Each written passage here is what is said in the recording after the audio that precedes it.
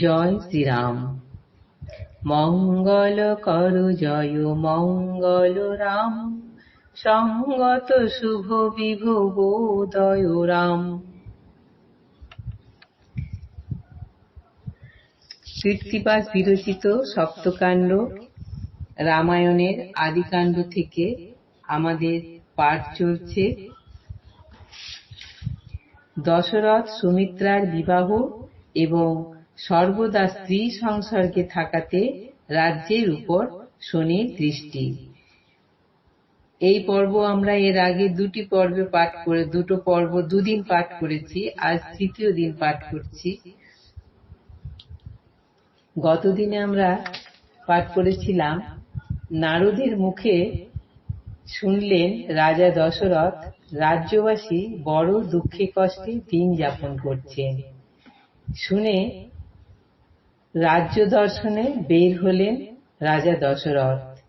জল শূন্য, শস্য শূন্য রাজ্য দেখে ক্লান্ত শরীরে গাছতলায় বসলেন।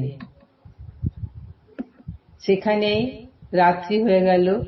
তিনি সেখানে শুনলেন গাছের উপর দুটি পাখি বসে কথা বলছে। তারা বলছে,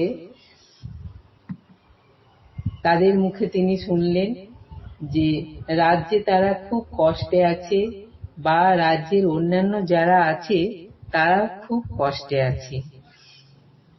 তাই শুনে রাজার মন খারাপ হয়ে গেল। আজকের পাঠ।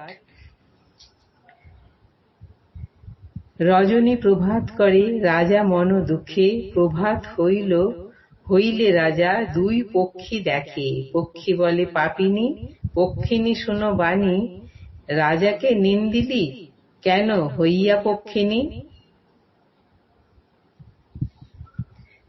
সে সকল দশরথ শুনিয়াছে কানে, শব্দভেদী বাণে রাজা মারিবে পরাণে।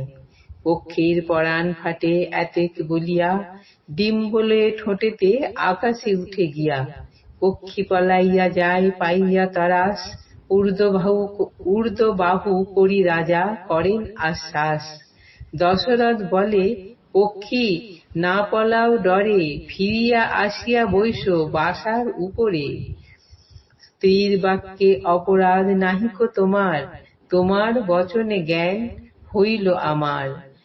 এই বনে যত আম্র কাঁঠালের ভার, আজি হইতে তোমারে দিলাম অধিকার।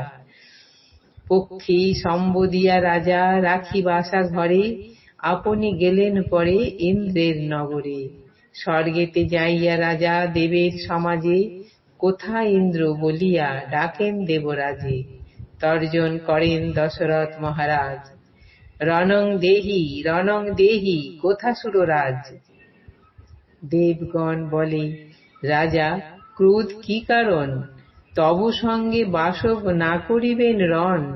ভূপতি বলেন, মম রাজ্যে নাহি বৃষ্টি, অনাবৃষ্টি হেতু মোর নষ্ট হইল সৃষ্টি।